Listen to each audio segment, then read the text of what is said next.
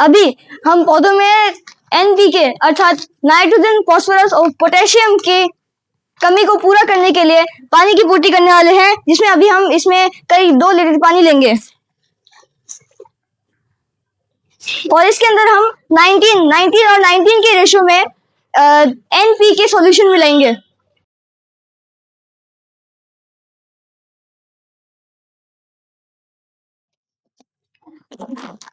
और अब हम इसमें वापस से 19 के रेशो में पोटाशियम मिलाएंगे।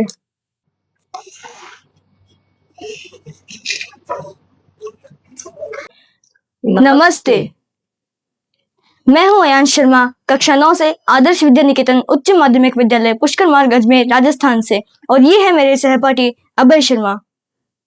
तो आज जो हमने प्रोजेक्ट बनाया है इसका नाम है हाइड्रोपोनिक्स सिस्टम। जैसा कि हम सभी जानते हैं कि आने वाले समय में पॉपुलेशन, जो हमारी जनसंख्या है, इतनी बढ़ जाएगी कि जमीन या फिर कोई उपजाऊ जमीन काफी नहीं रहेगी, और कोई भी जो मिट्टी होगी भले ही वो उपजाऊ होगी पर वो मिलावटी हो जाएगी, जिससे हमारे जो खाद्यान्न फसलें हैं और जो हमारे अन्न हो जाएगा वो दूषित हो जाएगा। इस व्यवस्था को देखते हुए हमने बनाया है हाइड्रोपोनिक सिस्टम। इसका जो सबसे पहला इन्वेंशन हुआ था, सबसे पहला आविष्कार हुआ था, वो इजराइल में हुआ था, और इसे हमने वो जो ऑफिशियल जो होते हैं हाइड्रोपोनिक सिस्टम, वो बड़े भारी और महंगे होते हैं, तो इसका हमने छोटा और कॉम्पैक्ट सा डिजाइन डेवलप किया है। इससे हमने पीवीसी पाइप और पीएलए मटेरियल से हमने इसके जो गमले टाइप के कप्स होते हैं उनमें प्लांट ग्रो करने के लिए कप्स बनाए हैं। ये जो कप्स का जो मटेरियल यूज हुआ है पीएलए, ये पर्यावरण के लिए बिल्कुल भी हानिकारक नहीं है। अब हम इसके कार्य सिद्धांत को समझते हैं। ये है हमारा नोड एमसीयू ESP82। ये एक डेवलपमेंट बोर्ड है, ये एक माइक्रो कंट्रोलर है जिसे हम वाईफाई के जरिए ऑपरेट कर सकते हैं। मैंने इसमें रिले चैनल भी उपयोग में लिए हैं कि जिसमें किस मॉड्यूल को कितना पावर देना है या किस सेंसर को कितना पावर देना है, ये काम रिले मॉड्यूल का होता है। इसमें मैंने पावर सप्लाई ली है जो AC करंट को DC करंट में बदलती है, और इसमें यहाँ पर मैंने TDS मीटर का लिया है, और ये है हमारा pH सेंसर, जो pH लेवल जो पानी का है वर्तमान में वो बताता है। और यहाँ पर ये है वाटर टेम्परेचर सेंसर, जो भी वाटर का जो भी टेम्परेचर है, पौधे को जो चाहे अनुकूल टेम्परेचर है वो बताता है। और यहाँ पर मैंने एक वाटर पंप लगाया है जो पौधों को पानी सर्कुलेट करता है, जिससे पानी पौधे अच्छे से ग्रो हो पाते हैं। ये सभी न्यूट्रिएंट्स पौधों की ग्रोथ के लिए बहुत ज्यादा उपयोगी होते हैं। तो अभी ये जो आप पिंक कलर का सॉल्यूशन देख रहे हैं, इसे हम कहते हैं एनपीके सॉल्यूशन। एनपीके अर्थात नाइट्रोजन, फास्फोरस और पोटेशियम सॉल्यूशन। ये पौधों की ग्रोथ के लिए आवश्यक होता है, और बेसिकली हाइड्रोनोड के अंदर तो होता है क्योंकि मिट्टी इसमें नहीं यूज हो रही है। अब हम इसके कार्य को देखते हैं। एक बार पंप ऑन कीजिए। यहाँ पर देखिए वाटर का फ्लो आना चालू हो चुका है, तो अब ये धीरे धीरे पौधों तक जाएगा और पौधों को उचित पोषण प्रदान करेगा। और आने वाले समय में ये जो प्रोजेक्ट है ये बहुत ही उपयोगी होने वाला है, और इसी के साथ हाइड्रोनोड एक बहुत ही आवश्यक जो प्रोजेक्ट है हमारे लिए। भविष्य में हम इसमें इसको पूरा AI ऑटोमेटेड करने वाले हैं। एक AI सिस्टम इसमें डालने वाले हैं जो इसके पौधों के न्यूट्रिएंट लेवल को, कितना पोषण पौधों में वर्तमान में है, उनको देखकर उनको उचित पोषण प्रदान करेगा। और अभी ये प्रोजेक्ट भविष्य के लिए अत्यधिक कारगर हो सकता है और खेती में अत्यधिक योगदान कर सकता है। अब हम बढ़ते हैं अपने दूसरे प्रोजेक्ट की ओर, जो है हमारा स्मार्ट रोटावेटर। जो इसका मुख्य उद्देश्य ये है कि जो भी खेतों के अंदर खरपतवार उग जाते हैं, कोई अवांछित पौधे उग जाते हैं जो ग्रो होकर फसल को पूर्ण रूप से विकास नहीं होने देते हैं, उनको पूर्ण रूप से वृद्धि नहीं करने देते हैं, तो इसके लिए मैंने एक स्मार्ट रोटावेटर बनाया है जो खेतों में जाता है, मिट्टी को पोला करता है और जो भी खरपतवार होते हैं उनको जड़ से निकाल देता है। अभी हम इसकी वर्किंग करके दिखाते हैं। सबसे पहले हम इसको फॉरवर्ड चलाएंगे।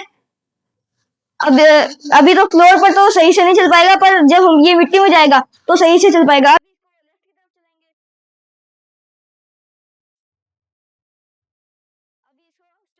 इसमें आपको एक LED का ऑप्शन भी मिलता है, जो कभी भी रात को भी काम करना होता है तो ये रात में भी कारगर हो सकता है। LED से प्रकाश कर सकता है और देख सकता है। जैसे कि आप सभी जानते हैं कि कृषि भारत की अर्थव्यवस्था के लिए कितना महत्वपूर्ण क्षेत्र है। भारत की GDP का 18 से 16% का हिस्सा कृषि ही संभालती है, और भारत में 45% लोग कृषि पर ही आधारित हैं, और भारत में करोड़ों लोग सिर्फ कृषि ही करते हैं। और कृषि के लिए जो किसान होते हैं उन्हें फसलों का प्रबंधन करना पड़ता है, जैसे फसलें कहाँ पर स्टोर होगी, फसलें कटाई कब होगी, बुआई कब होगी। इन सभी में उनको एक बहुत सारी दिक्कतें झेलनी पड़ती है, जैसे उनको अत्यधिक मेहनत करनी पड़ती है और उनको बहुत समय जाता है, उनका बहुत सारा पैसा जाता है। इसी समस्या का हल मैंने किया है एग्रो रोबोट से, अर्थात एग्रीकल्चर रोबोट।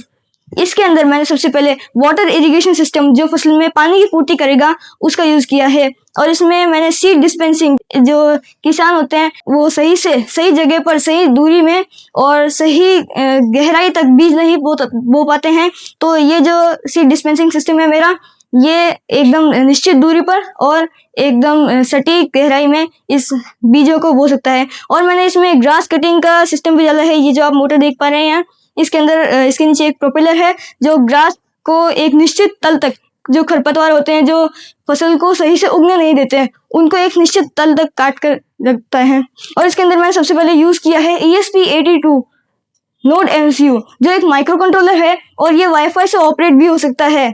और वाईफाई से ऑपरेट हम एक स्क्रीन से करते हैं, जिसके अंदर हम इसको ऑपरेट कर सकते हैं, चला सकते हैं। और इसका इरिगेशन और सीड डिस्पेंसिंग और ग्रास कटिंग के ऑप्शन भी हमको मिलते हैं। और मैंने इसके अंदर यूज किया है एक मोटर ड्राइवर, जो सारी मोटर्स, जितने भी मोटर्स हैं मेरी ग्रास कटिंग के लिए, सीड डिस्पेंसिंग के लिए और जो भी टायर्स के लिए जो मैंने मोटर्स यूज करी है, उन सब को कंट्रोल करता है। और मैंने रिले चैनल यूज करे हैं इसके अंदर, जो किसी भी जो सेंसर है या मॉड्यूल है उसको कितनी पावर देनी है उसका काम करते हैं।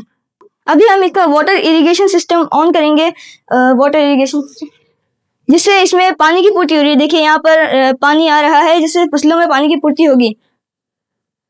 और अभी हम यहाँ पर सीड डिस्पेंसिंग वाला ऑप्शन ऑन करते हैं, जिससे सीड इसमें उचित मात्रा में आ जाते हैं। और इसमें हम ग्रास कटिंग वाला एक ऑप्शन भी है, को चालू करने से नीचे एक प्रोपेलर है जो घूम रहा है, ये घास को एक निश्चित तल तक ही काटेगा। और हम इसको अब चला के देखते हैं। सबसे पहले आगे चलेगा, स्टॉप होगा। और आगे पीछे कैसे भी कर सकते हैं, जैसे भी कभी भी एक और कारण हो सकता है कि कभी भी किसान कभी बीमार है, या फिर वो कभी उर्वरक या खाद या फिर कोई दवाई पौधे के अंदर डाल रहा है, गलती से वो दवाई या उर्वरक उसके मुंह, कान, नाक, आंख के अंदर चली जाती है, तो वो उस किसान की मृत्यु भी हो सकती है। उसके लिए रोबोट अत्यधिक कारगर है, क्योंकि इसके वाटर इरिगेशन सिस्टम के अंदर हम वो उर्वरक डाल सकते हैं और इसे चलाकर हम फसलों में NPK या फिर कोई भी उनका नाइट्रोजन, ऑक्सीजन, इन सभी एलिमेंट्स की पूर्ति कर सकते हैं। धन्यवाद।